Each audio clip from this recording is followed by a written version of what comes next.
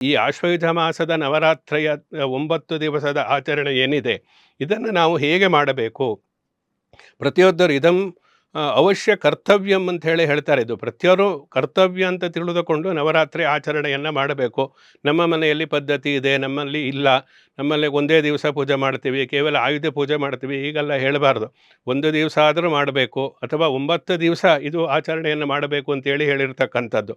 ಅಂದರೆ ಪಾಡ್ಯದಿಂದ ನವಮಿಯವರೆಗೆ ಮಾಡಿ, ಆ ಮೂಲಕ ಮೊದಲೇ ಸಂಕಲ್ಪವನ್ನು ಮಾಡಿಕೊಂಡು 9 ದಿವಸ ಆಚರಣೆಯನ್ನು ಮಾಡಬೇಕು. ಈ 9 ದಿವಸ ಆಚರಣೆಯನ್ನು ಮಾಡಲಿಕ್ಕೆ ಆಗದೇ ಇದ್ದರೆ 7 ದಿವಸ ಮಾಡುವುದಕ್ಕೆ ಅವಕಾಶ ಇರುತ್ತೆ. ಈ 7 ದಿವಸವೂ ಕೂಡ ಮಾಡುವುದಕ್ಕೆ, ಅಂದರೆ 9 ದಿವಸ ಪಾಡ್ಯದಿಂದ ನವಮಿಯವರೆಗೆ 7 ದಿವಸ ಮಾಡತಕ್ಕಂಥದ್ದೇನಿದೆ, ಆಶ್ವಯುಜ ಮಾಸದ ತೃತೀಯದಿಂದ ಅಂದರೆ ತದಿಗೆ ತಿಥಿಯಿಂದ ನವಮಿಯವರೆಗೆ ಮಾಡತಕ್ಕಂಥದ್ದು 7 ದಿವಸದ ಆಚರಣೆ.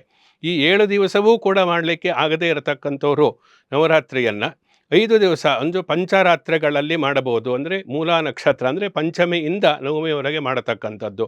ಇದು ಮಾಡಲಿಕ್ಕೆ ಆಗದೇ ಇದ್ದಾಗ 3 ದಿವಸವಾದರೂ ಮಾಡಬೇಕು. ಸಪ್ತಮಿ, ದುರ್ಗಾಷ್ಟಮಿ, ಮಹಾನವಮಿ 3 ದಿವಸ ಆಚರಣೆಯನ್ನು ಮಾಡಬೇಕು.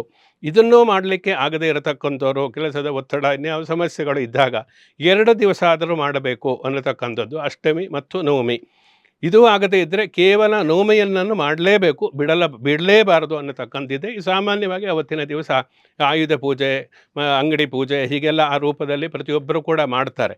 ಇಲ್ಲ ಮಾಡುವುದಿಲ್ಲ ಅಂತ ಹೇಳುವುದಕ್ಕೆ ಆಗುವುದಿಲ್ಲ. ಇದು ಕನಿಷ್ಠ, ಯಾಕೆಂದರೆ ನಾವು ಗರಿಷ್ಠ ಮಟ್ಟದಲ್ಲಿ ಆಚರಣೆ ಮಾಡುವುದಕ್ಕೆ ಮನಸ್ಸು ಹೋಗೋದಿಲ್ಲ. ಆದಷ್ಟು ಕನಿಷ್ಠ ಮಿನಿಮಮ್ ಏನು ಮಾಡೋದಕ್ಕೆ ಸಾಧ್ಯವೇ ಅದನ್ನೇ ನಾವು ನೋಡ್ತಾ ಇರ್ತೀವಿ.